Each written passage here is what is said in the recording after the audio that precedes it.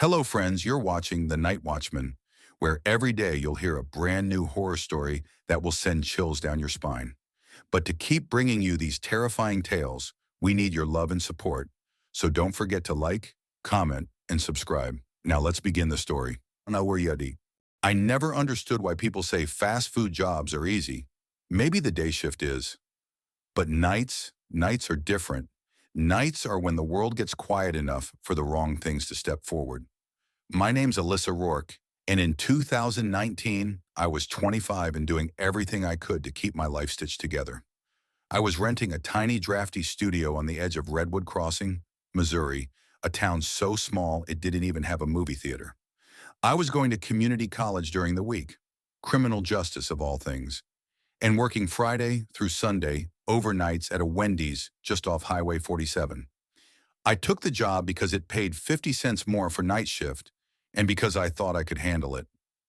I grew up with two younger brothers, a chain-smoking mother, and a father who left before I learned long division. Chaos never scared me, but that building did. Not at first, not until later. For months it was normal, quiet, lonely. The kind of lonely where the soft buzz of the soda machine sounded like someone breathing behind you. Every shift was the same.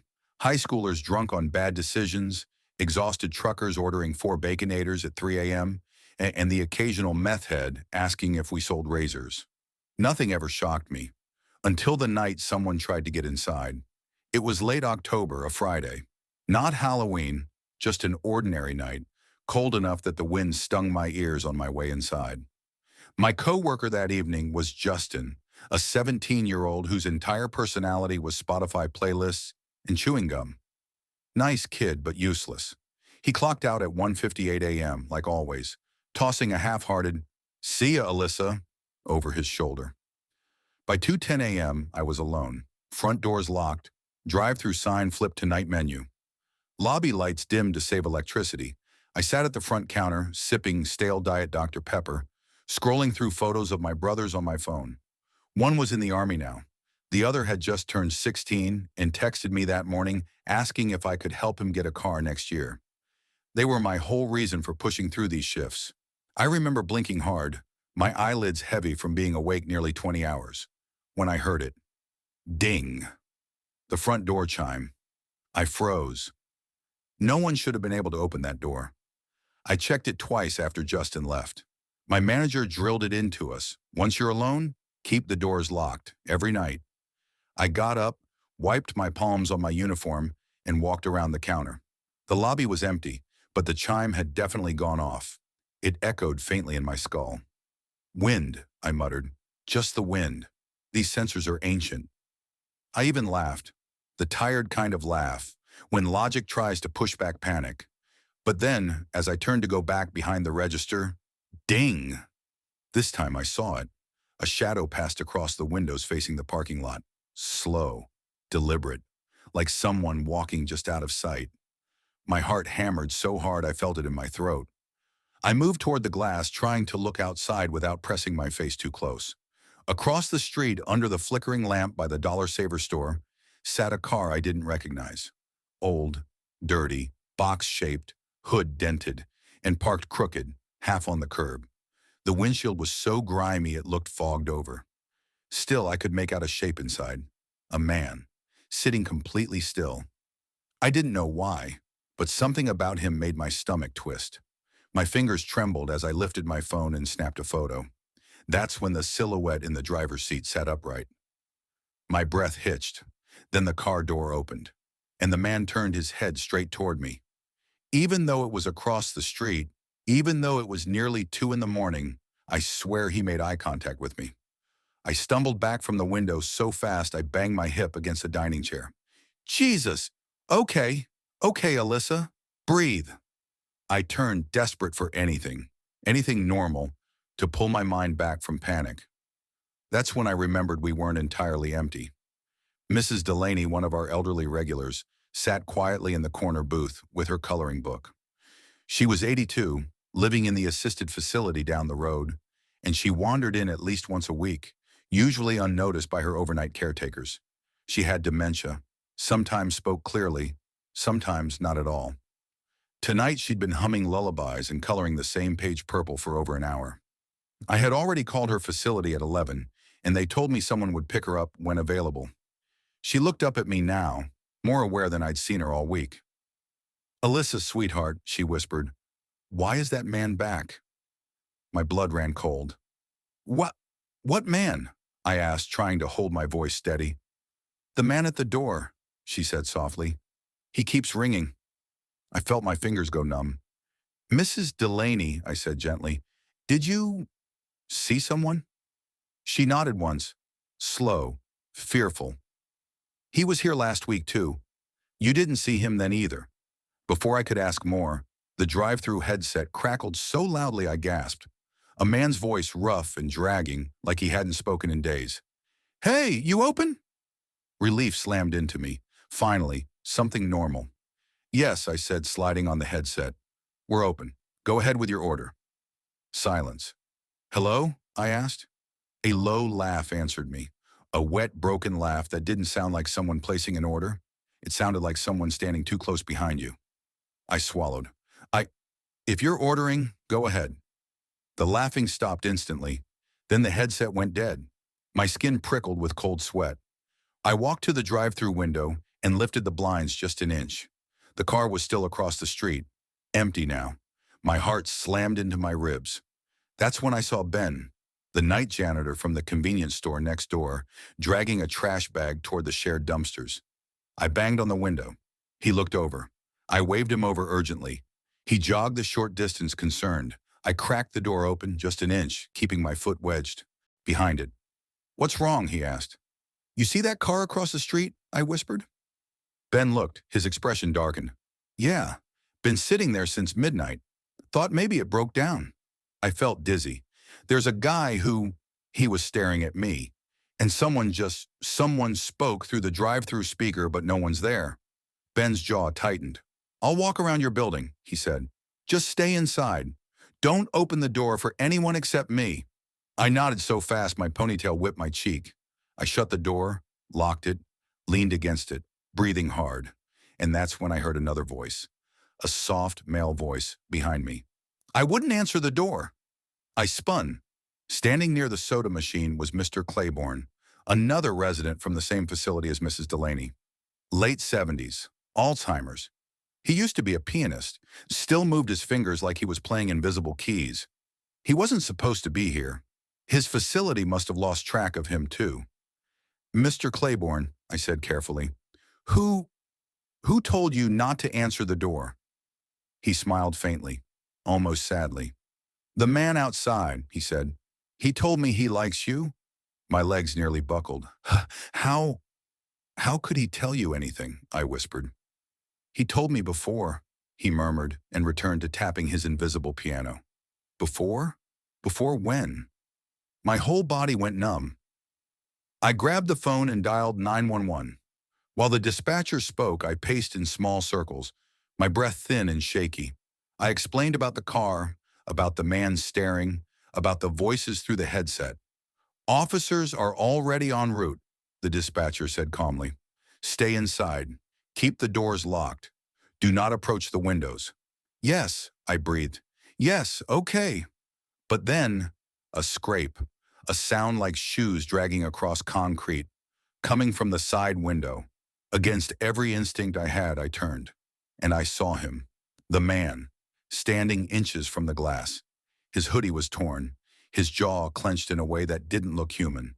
His eyes were hollow, sunken, ringed with darkness, but wide and locked onto mine. We stared at each other. He didn't blink. He didn't move. Then suddenly, he sprinted, vanishing into the darkness beside the building. I screamed. I ducked behind the counter, clutching the phone so tight my fingers cramped. The dispatcher kept talking, telling me officers were close. I heard footsteps outside, a car engine rev of voices. Then someone pounded on the front door. "Alyssa, it's police!" I nearly sobbed with relief. 2 officers came in, weapons drawn, sweeping the interior, then the exterior, then the dumpsters and alley. Ben returned with them. He was pale, sweating. "I saw him," he told the officers. "He was behind the dumpster a minute ago, but..." He was fast, real fast, like he disappeared. An officer looked at me. There was a break-in reported tonight. A woman assaulted a few blocks away. Guy matches your description. Addicted, desperate, searching for anything he can steal. My stomach twisted. Is she okay? She's alive, the officer said. Shaken, but alive. He looked at the windows, the old locks, the weak door frames. Honestly, your building's security probably saved your life. They didn't catch him that night. They never found him at all.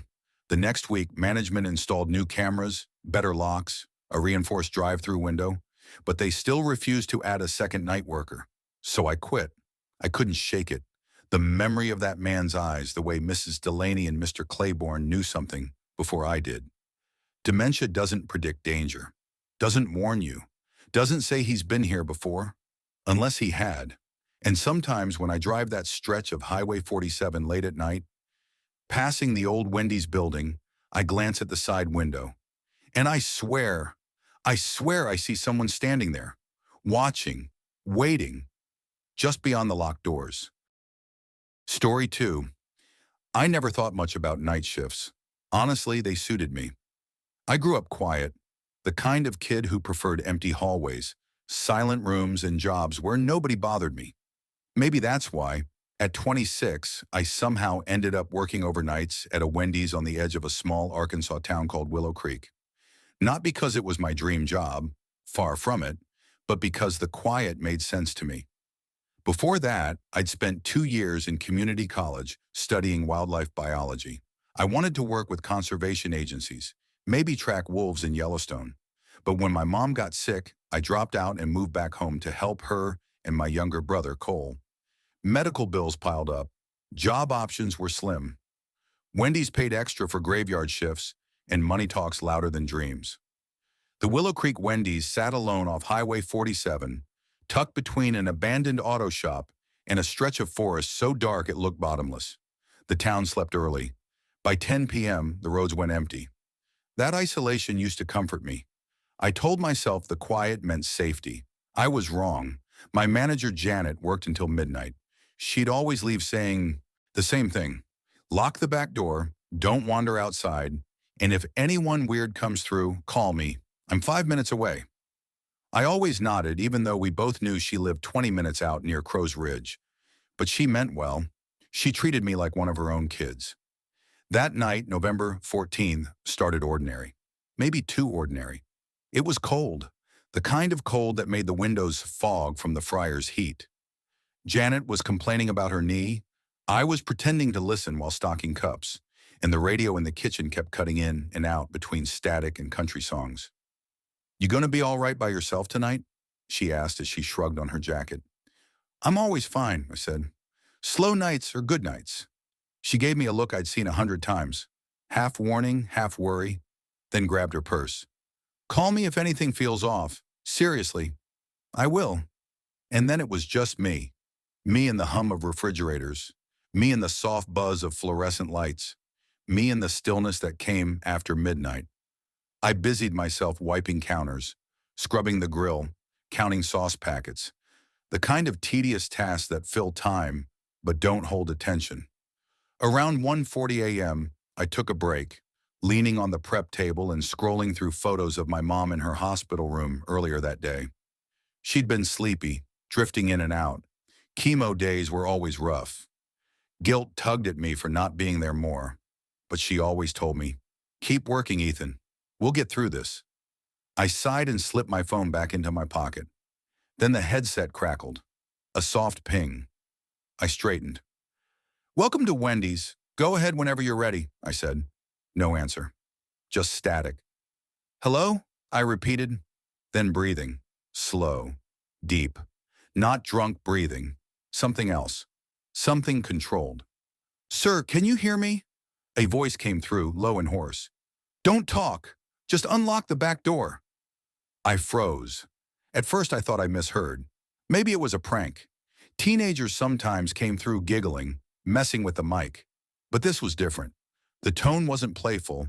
It wasn't confused. It was deliberate. I swallowed hard. I can't do that, sir. Silence, then sharper.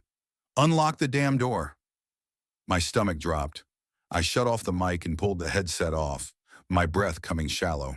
For a moment I stood there listening to the empty kitchen, telling myself it had to be some bored idiot. Then, bang!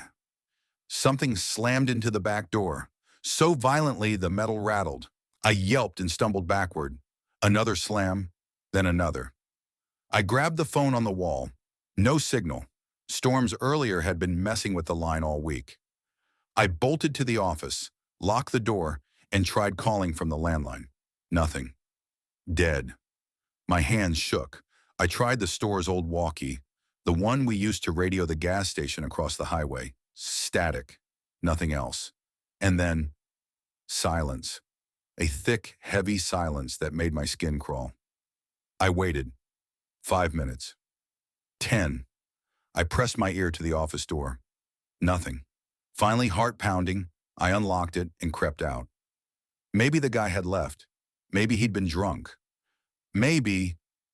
I reached the back hallway and my breath caught. Blood. Smears of it across the push bar. Drops leading down the concrete step outside the door. A handprint, dark and glistening. I staggered back, my pulse hammering. Then the worst sound I'd ever heard in my life. A soft click behind me. Someone was inside. I turned. He stepped out from the shadow between the soda machine and the fry bin. A man in his 30s. Dirty flannel shirt soaked through with blood, jeans torn at the knee, boots caked with mud. His hair was matted, his left arm wrapped in a sloppily knotted towel that was dripping, and in his right hand was a small black handgun. I couldn't breathe. Get on the ground, he said. His voice was calm again. Too calm. Please, don't. On the ground. I dropped to my knees, hands lifted. He stepped closer, close enough that I could smell sweat and copper. He kept shaking, like he was fighting to stay upright. I need your keys, he said. Your phone, wallet, everything. No yelling, no running. Oh, okay, take it. Just take it. He reached down and ripped my phone from my pocket, grabbed my wallet from the counter, spotted my keys hanging on the hook by the register. As he pocketed them, his eyes landed on the duct tape roll by the grill. He paused. My throat closed. Hands behind your back, he said. No, please. I said hands behind your back. His voice cracked, not angry but desperate. I obeyed. He taped my wrists, too tight, then my ankles. The tape bit into my skin. I could barely move. When he stepped back, he breathed a shaky sigh. I'm not going to hurt you, he said, voice trembling now. I just need to get away from here. That's all. He said it twice, almost like he needed to hear himself say it. Then, without another word, he limped toward the door. The last thing I heard was my own truck engine roaring to life. Then silence. Cold, suffocating silence. I lay there, heart pounding against the floor tile. Minutes dragged, maybe 10, maybe 20. Eventually, the grease on the tile loosened the tape just enough for me to peel at the corner. My wrist burned, but I got free. I crawled to the office and grabbed the landline again. This time it worked. 911, what's your emergency? A calm female voice answered. As soon as I tried to speak, I broke, shaking, choking on my words. Please, someone broke in. He had a gun. He took my truck. Stay on the line, she said. Officers are on the way. I stayed there until the sirens arrived. 2 cruisers, then an ambulance. Officers cleared the building. EMTs checked me over. Shock, bruising, nothing else. They kept telling me I did the right thing, that giving him the keys probably saved my life. By mid-morning, detectives returned with news. They found my truck crashed in a ditch outside a pawn shop in a town called Ridgefield, 40 miles east. The man, Derek Lowell, had been caught trying to sell my phone while bleeding all over the counter. He wasn't a drifter. He wasn't a thief. He'd escaped custody from a prison transport 3 days earlier, charged with murder, armed robbery, assault with a deadly weapon. He'd already killed a gas station clerk the night before he reached my Wendy's. If he hadn't been injured, the detective said quietly, this might have ended differently. I knew what he meant. I knew exactly what could have happened. I quit Wendy's that same week, didn't even go back for my last shift. They mailed my check, I didn't care about the money. I cared about staying alive. Even now, months later, I can still hear it sometimes. The soft ping of the headset, that breathing slipping through the static, the cold click of a gun behind me. People say graveyard shifts are peaceful. They don't know. Peace isn't quiet. It isn't isolation. Peace is having someone else around. Someone who can hear you if you scream. Out there on Highway 47, alone in that empty Wendy's, nobody could hear a thing, not a single soul. Story 3, I never planned on spending my mid-20s mopping floors for minimum wage, but life doesn't exactly ask for your permission.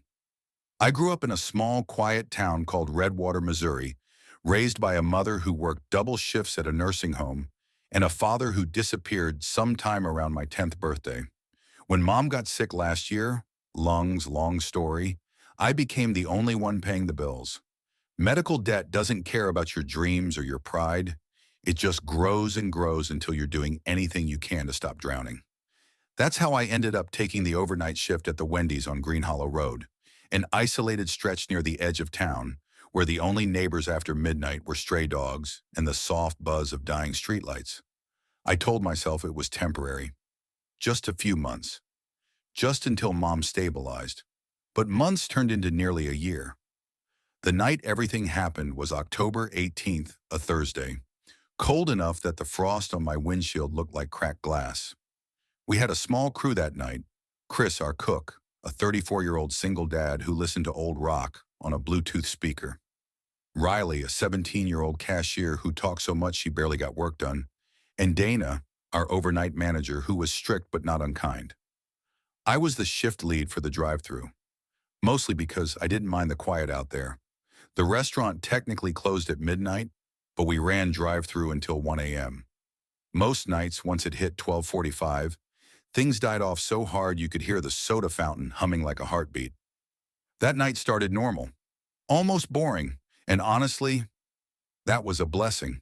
I wish it had stayed boring. "I'm telling you, this place is haunted," Riley said while wiping a tray, gum in her mouth popping so loud it echoed in the tile room. "It's a building from 2009, I said, rolling my eyes. "Nothing built in 2009 is haunted." "You never know," Chris chucked a nugget into a bag. "Houses don't get haunted. People do." I laughed. "That's supposed to be deep?" He shrugged. "Deep enough." The last customer rolled through the drive-thru, a tired trucker, eyes red like he hadn't slept in a week. I handed him his burgers, told him to drive safe, and he muttered something like, "Wish I could," before pulling off into the highway darkness. At 12:50 a.m., I removed my headset and stretched my neck. My shoulder had been killing me since I picked up a double shift 2 nights prior. "You taking break?" Dana called from the back office without looking up from her paperwork. "Yeah," I said. "5 minutes. Gonna grab my jacket from the car." "Leave the side door propped," she said. "It sticks again." "Got it." I wish she hadn't said that. I stepped outside into the rear parking lot, the wind cutting sharper than expected. The Wendy's sat behind an old hardware store that closed years ago. Beyond that was a creek bed and an overgrown tree line that seemed to swallow sound. There were 3 orange lights in the lot. Only one worked properly. The others flickered like an old horror movie cliche. I pulled my jacket from my car, zipped it halfway, and took a deep breath. The cold felt good on my face. Then I heard it, a soft tink, metal on metal, like someone tapping a piece of wire against a fence. I turned my head sharply toward the rear fence, tall, rusting, separating our lot from the woods beyond. I expected raccoons, maybe a stray dog, but the sound wasn't coming from the bottom of the fence. It was coming from the middle height, around chest level. I took a step closer. Tink, tink, tink, tink. My breath hitched. The sound was too deliberate, too steady. "Hello," I said instinctively, even though I immediately regretted it. Silence. Then the motion light above me flickered twice and came fully on. I froze. There was someone standing, no, leaning against the fence. A tall shape, human.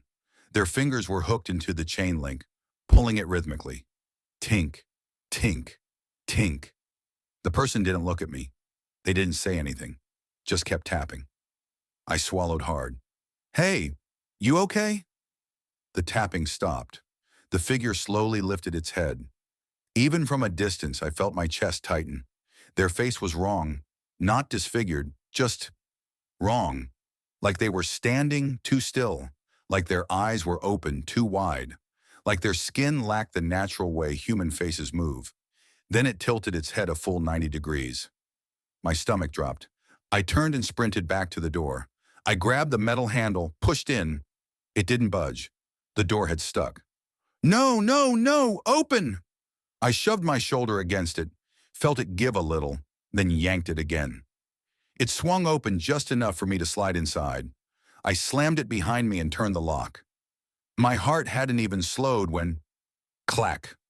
The handle twisted hard from the outside. I gasped and stepped back. Clack, clack, clack. Dana, I shouted. The handle began jerking violently. Someone was trying to force it open, hard enough that the metal base squeaked loudly. Holy! Riley peeked around the corner. What was that? Someone's outside, I said. Someone tried to... Before I could finish, the handle stopped moving. Dana marched toward us, eyes narrowed. What is going on? I pointed at the door. Someone tried to get in. I swear the handle... As if on cue, a soft tap came from the other side. Dana stiffened. Back away from the door. We all did. Another tap. This time lower. Then silence. Dana swallowed. Nobody leaves alone tonight. 10 minutes later, Dana called us into the office. She rewound the camera footage. There, I said, pointing at the screen. Watch the fence. We watched me outside, smoking, grabbing my jacket, pausing, looking toward the fence. But the camera showed nothing there. No figure, no movement, just me staring at nothing. But then, on screen, I panicked, sprinted to the door, shoved inside. The moment I closed it, the handle jerked violently. Dana leaned forward. That wasn't you? Why the hell would I jerk a door handle from the outside when I'm already inside? I snapped. She paused the video. On the frame, the handle twisted and pulled as if someone invisible were trying to break in. Chris whispered, That ain't the wind. Riley hugged her arms around herself. I don't like this. I don't like this at all. Dana exhaled. We stay inside. Lights on. Nobody goes near the back. We all agreed, but I kept staring at the footage, and something chilled me even more. The door had a narrow window at the top, and just as the handle twisted the first time, the corner of the window went black for a split second, like someone's head had blocked the view. Someone tall. We finished cleaning at record speed. Nobody talked much. Every sound felt louder than normal. The ice machine dropping a fresh batch, the fryer beeping, the AC humming overhead. At 6:58 a.m., Dana unlocked the front doors so we could leave out the main entrance together. The sun was rising, finally giving color back to the world. But as we stepped outside, Chris muttered, What the hell? We turned toward the back corner of the lot. The chain-link fence, the same spot I saw the figure, had fresh marks on it. Not claw marks, not cuts. Handprints. 2 perfect hand-shaped prints pressing the fence inward. The links bent in the shape of fingers. Riley backed up. Nope, nope, nope, I'm quitting. Dana looked pale. Maintenance doesn't have hands that big, I whispered, because the prints weren't normal-sized. Each finger length was nearly double mine. I wasn't supposed to come in Saturday night, but Dana called and asked if I could fill in for a sick coworker. I said no, not with whatever that was behind the restaurant. But curiosity ate at me, fear too. So before my shift at the gas station, my side job, I drove past the Wendy's in daylight. The lot was empty except for a corporate truck. A man in a blue vest was talking to Dana outside. When I pulled up, she waved me down. The cameras glitched Thursday, she said flatly. All footage after midnight was corrupted. I stared at her. Convenient. She didn't disagree. The corporate guy stepped in. We reviewed the security system. Likely a power surge. Right, I muttered. He forced a smile. These things happen. But as I pulled away, I saw something behind the building. By the fence. A shape. Tall. Standing perfectly still. Facing the restaurant. Not moving and not leaving. Just watching. I never went back for another shift. Dana called twice, then stopped. 2 weeks later, the Wendy's posted a hiring sign for overnight staff. I drove by only once more after that. The fence now had a new section welded in. Fresh metal. Too clean compared to the old rusted part around it. Something, had pressed so hard it bent the chain link inward. And every time I look at that lot, I swear, I feel eyes on me. Not imaginary, not paranoid. Watching, still waiting, still tapping. Tink, tink, tink, tink. Just like that night. Just like before. Story 4, I used to tell people night shifts were easy. I don't mind them, I'd say. But the truth? I worked them because they were the only shifts no one else wanted, and I needed the extra hours. My name is Amber Whitlow, and in 2019, I was 27, living in a fading little town called Redford Springs, Missouri. The kind of place where the only things open past 10 p.m. were the gas station, a half-broken laundromat, and the Wendy's off Interstate 47, where I worked 5 nights a week. My life back then felt like a long stretch of gray. My mom was sick, my rent was late, and my car, an '04 Focus, had this weird clicking noise whenever I turned left. There were nights I'd sit in the driver's seat outside work, hands gripping the steering wheel, trying to convince myself that life wouldn't always feel like I was drowning in slow motion. But the night shift had its perks. No managers breathing down my neck, fewer customers, and a quiet so heavy sometimes it made the place feel like a church after hours. I worked with Maria, a 22-year-old who loved makeup, astrology, and posting motivational quotes even though she hated her life. She worked drive-through. I worked front counter and prep. We weren't best friends, but we talked enough to make the slow nights feel less lonely. Most nights, we also had Highway Patrol Officer Tyler Briggs parked outside in his cruiser. He was in his mid-30s, divorced, soft-spoken. He'd come inside for a coffee or just sit in his car to finish reports. His presence helped. Redford Springs wasn't dangerous, but the interstate? Different story. October 29th, a Tuesday, cold wind, empty highways, and a silence in the store so thick it pressed against my ears. A normal night, until it wasn't. It was around 11:08 p.m., and I was stacking trays near the soda machine when I heard it. Ding. I looked up. A man stood just inside the entrance, holding the door like he wasn't sure he wanted to come in. And he was drenched in blood. Not smeared, not splattered. Soaked. His clothes were heavy with it. Dark streaks dripping from his sleeves. Droplets pattering quietly onto the tile. At first, my brain refused to process what I was seeing. I thought maybe it was paint, or maybe he'd been in a crash. But then the metallic smell hit me. Real. Very real. He stepped toward the counter, each footstep leaving a faint red print. He didn't look angry. He didn't look drunk. He didn't even look confused. He looked empty, like whatever had been inside him was gone. "Ma'am," he said quietly, voice flat and oddly polite, "can I get one of those chicken sandwiches?" I stared at him, my throat locked. Maria peeked over from drive-through, eyes widening. "Oh my God, Amber! What?" I shot her a look. "Not now." I forced my voice to steady. "Sure, yeah. What kind of chicken sandwich?" He blinked slowly. "The spicy one. I like that one." His right hand trembled as he touched the counter. The blood on his palm left a smear so dark it looked black.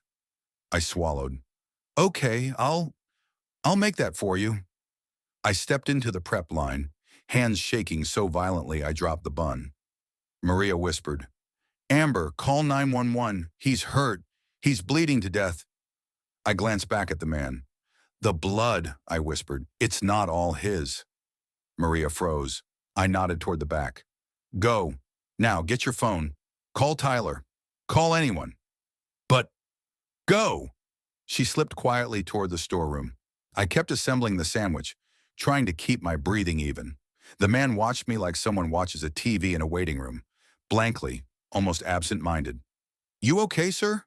I finally asked softly. He didn't take his eyes off me. "I don't know," he said. "Are you hurt?" "I don't think so. At least, not most of this." His eyes drifted down to his arms. "It isn't mine." My stomach flipped. "Whose is it?" I asked before I could stop myself. He tilted his head as if the question confused him. I tried to help him, he whispered. But it got out of control. People don't listen when they panic. He wiped at his cheek, smearing the blood even more. I didn't mean for it to happen. The bell chimed again. Ding. My breath caught. Officer Tyler Briggs stepped inside, hands in his pockets like he was coming in for his usual coffee break. Smart, calm, not alarming the man. Evening, Tyler said, glancing at me briefly before turning to the man. Cold night, huh? The man didn't turn. Tyler took a slow step forward. You doing all right there, buddy? Looks like you might have had a rough evening. The man's shoulders tensed, not a good sign. I slid the finished sandwich across the counter. Here you go, sir. He grabbed it with a shaky hand. The wrapper darkened instantly where his fingers touched it. Tyler kept his voice level. Why don't you come sit down with me, pal? We'll get you patched up. You're losing a lot of blood. The man finally turned. His eyes were pale blue, so pale they looked gray under the fluorescent lights. Officer, he whispered. That's right, Tyler said calmly. Just want to help. Something in the man snapped. Not anger, not fear. Something deeper, like a trigger being pulled inside his head. He stepped back. I didn't mean to, he breathed. He kept yelling. I didn't mean to. Tyler raised his hand slowly. No one's saying you meant to. We'll figure it. The man lunged, fast. Tyler grabbed him, shoving him toward the floor as something glinted. Small, silver, a pocket knife slick with blood. Maria screamed from the back. The sandwich dropped. The wrapper burst on the tile. Red mixed with grease. Tyler slammed the man's wrist against the ground. The knife slid away. He pinned him, muscles straining. The man didn't fight back much. He just kept repeating, voice cracking. I didn't mean to. I didn't mean to. I didn't mean to. Paramedics came. Sheriff's deputies. State investigators. They took the man away, still whispering to himself. I sat in the stockroom with a blanket around my shoulders, staring at my shaking hands. Maria hugged herself in the corner, crying silently.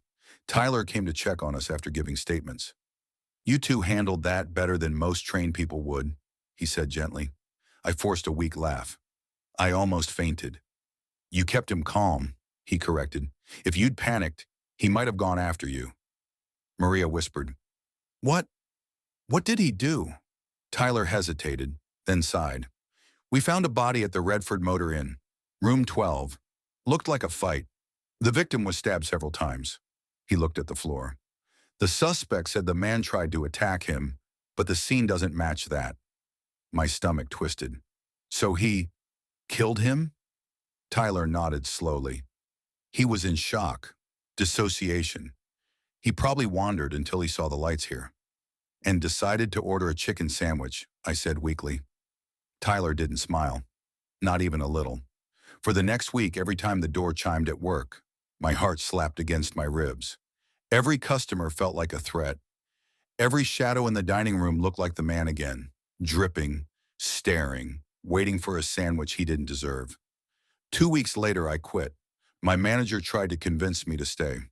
We added new panic buttons. Corporate is sending a safety team. None of it mattered. I'd stand at the counter and feel the cold tile under my feet, and the metallic smell of blood would flash in my mind. Some stains never wash out, even if they aren't on the floor. I moved to another town the following spring. Started working at a bookstore. Normal hours, normal people, safe. Sometimes, though, when I see a Wendy's sign glowing on the side of a highway, I get chills so sharp they feel like electricity in my spine. Because no matter how much time passes, I still remember the way he asked me, "Can I get one of those chicken sandwiches?" Like he hadn't just walked out of a nightmare. Like he wasn't still dripping with it. Story 5. I always thought I handled loneliness well. Growing up in a tiny apartment in Brookdale Heights, a mid-sized city in southern Colorado, meant getting used to silence. My mom worked double shifts at the nursing home, and my older brother Tyler moved out the second he turned 18. That left me, 16, then 17, eating microwave dinners alone most nights, doing homework on the coffee table with the TV on low, just to feel like somebody else was breathing in the room. Maybe that's why demolition work never bothered me. The noise of hammering, the rhythm of tearing things apart, the emptiness of buildings being stripped to their bones. It all felt familiar, comforting even. I wasn't licensed yet, no car, no permit, just a teenager trying to bring home a little cash so mom could worry less about rent. So I depended on Don Hale, a contractor who hired me off a neighbor's recommendation. Don was rough around the edges, beard always patchy, shirt always stained, words always short, but he paid fair and didn't treat me like a kid. You break it, you haul it, he always said. Simple job. You listen, I trust you. That Saturday was supposed to be like every other. He'd drop me at a site, I'd gut half the interior, and he'd swing back before sunset. Supposed to. The day things went wrong started with the wrong kind of quiet. You sure you brought enough water, kid? Don asked as we pulled out of a Route 89 gas station just past 7 a.m. Yeah, I muttered, rubbing sleep from my eyes. Got a full gallon. Good. He took a sip from his thermos. Ain't no running water where we're going. Where are we going? I asked. A place called Mason Ridge. Used to be a big pit stop decades ago. Not much left now. I nodded like that meant something, but truthfully, I didn't care where the job was. Money was money, and every hour I worked meant Mom stressed 1 hour less. We talked engines most of the ride. He told me about an old Buick he wanted to restore. I talked about my dream of buying a cheap Honda so I'd stop depending on people for rides. I didn't look outside much, just desert, dirt, and more desert. I didn't pay attention to turns or the road signs. When the dust finally settled behind us, we were parked behind a boarded-up Wendy's. The building stood alone on cracked asphalt like someone dropped it in the middle of nowhere and forgot about it. Faded red trim, sun-bleached bricks, weeds pushing through the drive-through lane. No cars, no houses, no people. Just emptiness. Doesn't look like much, I said. That's the point. Don handed me a sheet of paper. Tear out everything highlighted. Counter, booths, soda station, kitchen line, back hallway drywall. Last thing is the old walk-in freezer. That one's a pain. No problem. I'll be back at 6 o'clock, he said, shutting the truck door. If something comes up, Mason Ridge Salvage might grab you instead. Either way, you won't be stuck. He drove off before I could respond. The dust swallowed his taillights within seconds. Demolition inside an abandoned Wendy's isn't glamorous. It's tile dust, moldy counters, and the lingering smell of fryer grease from a time that's long dead. But I liked it. It felt like work I could control. By noon, I had the front booths hauled out and stacked by the dumpster. I took a long swig from my galloon jug, wiped sweat from my forehead, and said to myself, "You're knocking this out, man. Mom would be proud." Talking to myself was normal. Talking to the empty dining room felt slightly less normal. By 3 p.m., I was covered in grime and halfway through the kitchen line. The grill came apart easily, the stainless steel table fought me a bit, and the grease trap nearly made me gag. But the worst part, every kid who ever worked fast food knew this, was the walk-in freezer. Even without electricity, the metal box somehow felt colder than it should. I stepped inside to clear the old shelving. A weird chill crawled across my skin. Yeah, nope, I muttered. Doing this fast. I turned to leave. The heavy door swung shut behind me. Clang! My heart dropped. I shoved it. It opened easily. I forced out a shaky laugh. Don't do that to me. I didn't go back inside after that. By 5 p.m., my water jug was empty. By 5:30 p.m., the sky began turning red. At 6 p.m., no truck. I sat outside on a salvaged bench piece, staring at the empty road in both directions. At 6:30 p.m., a knot formed in my chest. "Where are you, Don?" I whispered. No cell service, no lights anywhere, no sounds except the wind scraping dust across asphalt.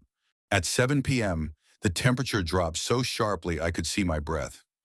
I zipped my flannel tighter and walked around the building twice, hoping movement would keep me warm. My radio crackled weakly, but died as soon as I tried adjusting the volume.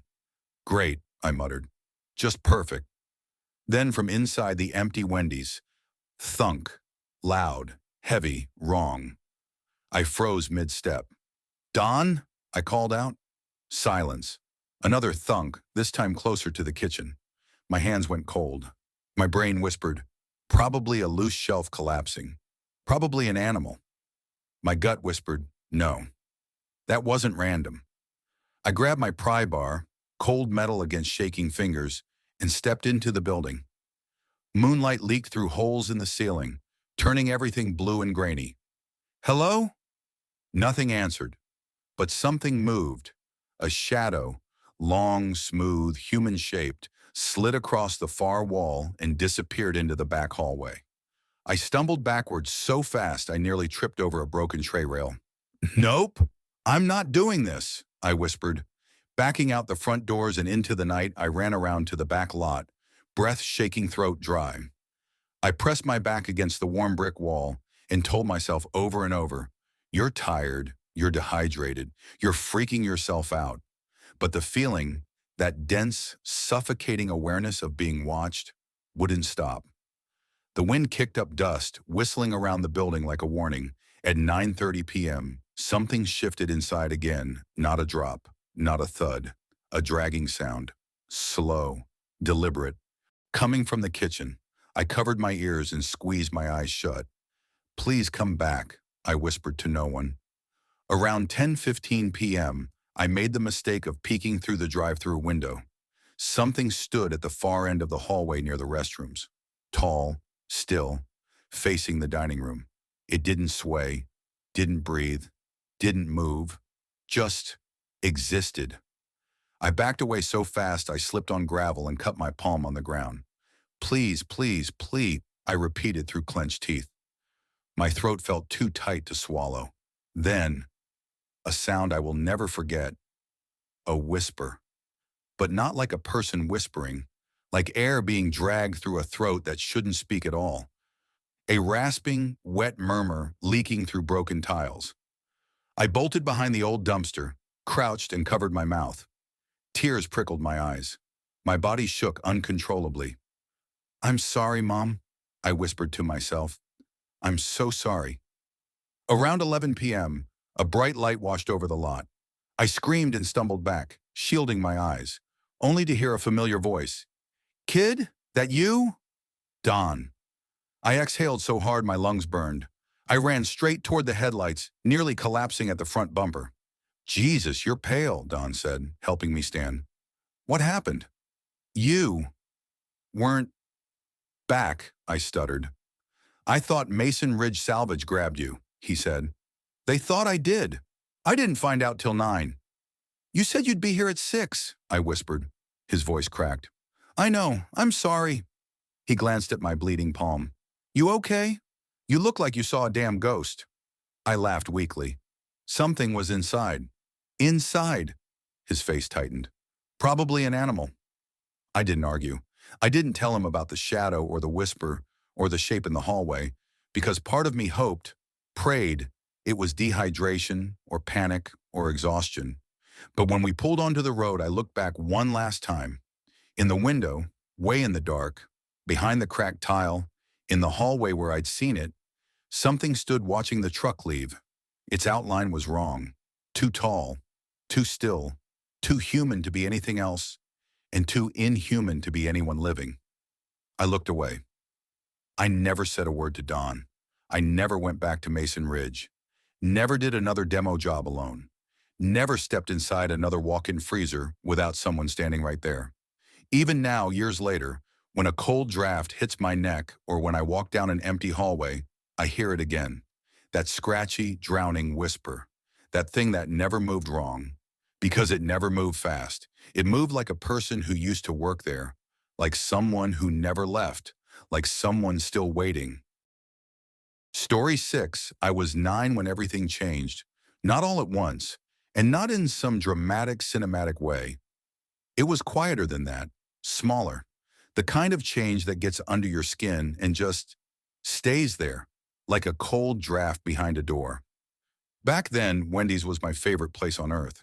That was in Riverview, Colorado, a town that looked peaceful on postcards but felt more like a half-forgotten memory to anyone who actually lived there. My parents both worked for the Riverview Environmental Compliance Center, a government-run building that sat 2 streets over from a standalone Wendy's. When you're a kid, you don't pay attention to politics or funding or outdated infrastructure. You just know the place your parents drag you to after school smells like old carpet and printer toner. My mom, Heather Flynn, worked in water systems, mostly testing contamination levels from local wells. My dad, Mark, handled old data archives, meaning he spent most of his time in cold rooms stuffed with paperwork, servers, and equipment that probably should have been retired a decade earlier. They both worked long hours because state projects never seemed to slow down. So sometimes, especially on Fridays, they brought me with them. I used to love those nights. The ritual was always the same. Pick me up from school, stop at Wendy's, grab my usual kids' meal, 4-piece nuggets, small fries, chocolate frosty, head back to their office. Color, watch TV, walk around the hallways pretending I was a secret agent. For a little while, that weird government building and the Wendy's across the street felt like part of my childhood identity. And then there was Evan. He wasn't called that back then, at least not by me. My parents said his real name was something else, but Evan is close enough. He worked night security for the environmental center.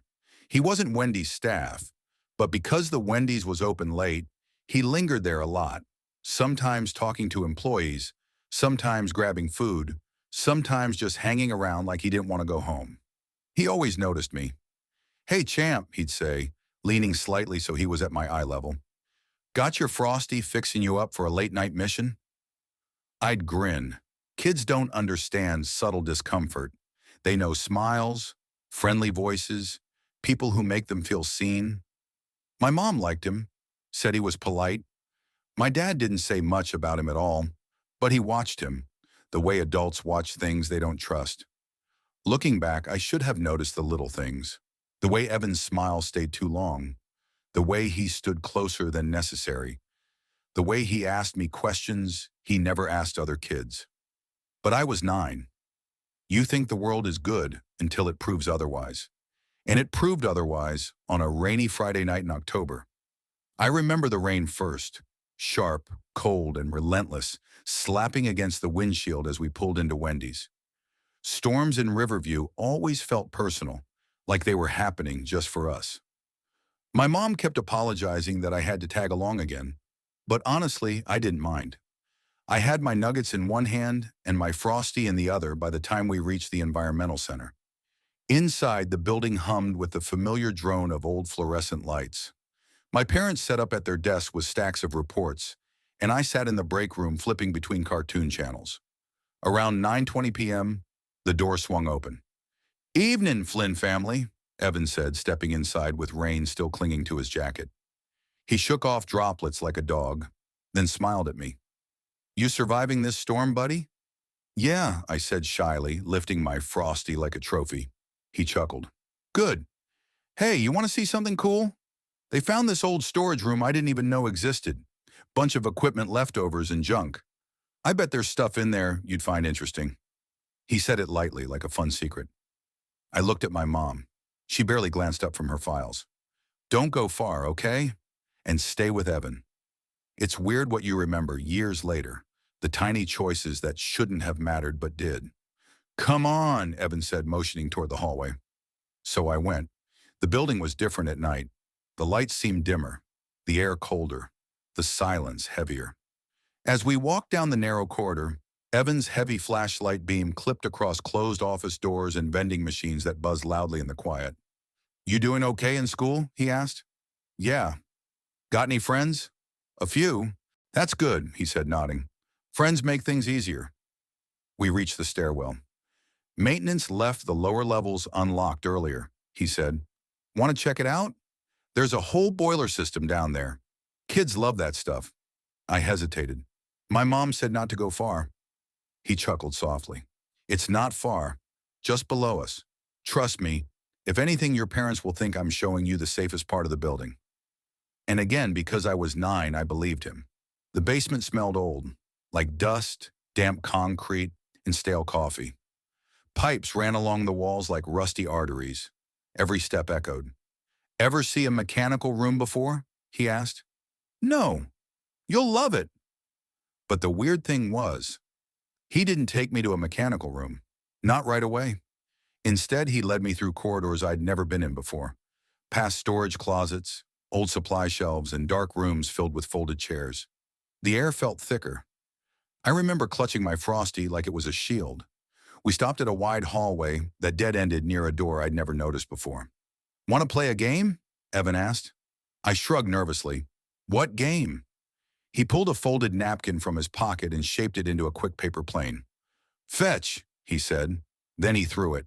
The napkin plane fluttered down the hallway, landing near the far door. "Go grab it," he said. I ran, because kids run, and because I didn't understand danger. Not really. I picked up the paper plane, turned around. Click. The lights snapped off. The hallway plunged into complete darkness. And then, clang. The metal door behind me slammed. "Evan," I whispered. I took a step forward, then another. Nothing. "Evan!" I cried louder, my voice echoing off the walls. Still nothing. The darkness was so complete, it felt like a physical force pressing against my chest. I tried walking back toward where I thought the stairs were, but I hit a wall, then a corner, then stumbled over something hard, falling onto the cold floor. My Frosty spilled everywhere. Panic rose like a wave. I screamed again. No footsteps, no voice, no explanation. Just emptiness.